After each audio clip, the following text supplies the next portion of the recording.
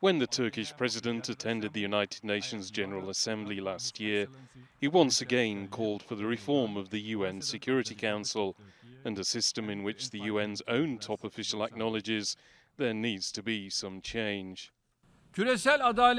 Our call for the establishment of an international system that eliminates global injustices, addresses economic inequalities, produces peace, security, stability and prosperity is increasingly gaining traction. We agree with the observation made by Secretary General Guterres recently that the institutions established after World War II do not reflect today's world. This observation expresses our call that the world is bigger than five. The UN Security Council is the main body responsible for upholding international peace, and its decisions are supposed to be binding. It has 15 members, but 5 of them are permanent.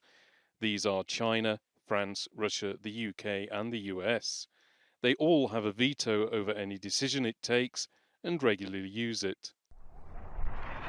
The US has blocked attempts at a ceasefire in Gaza because of its support for Israel. That's a problem for the Turkish government and other states, where one country can block resolutions supported by a large number of others. The United Nations Security Council has done nothing in the face of this cruelty, which should mobilize all of humanity. Western countries are already complicit in Israel's genocidal policy.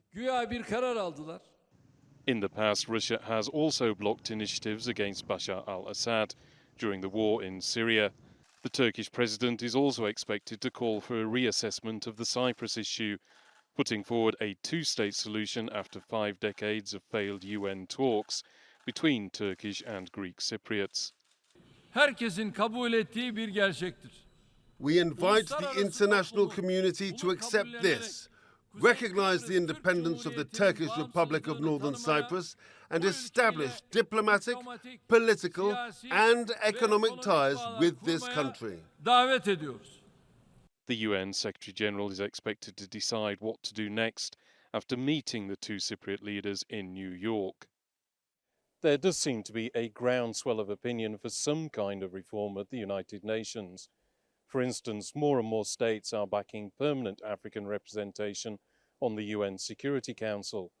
But whether the 5 permanent members will give up their veto powers is another matter entirely. And while that situation remains, getting agreement on intervening in international conflicts will remain difficult. Andrew Hopkins, TRT World, Ankara.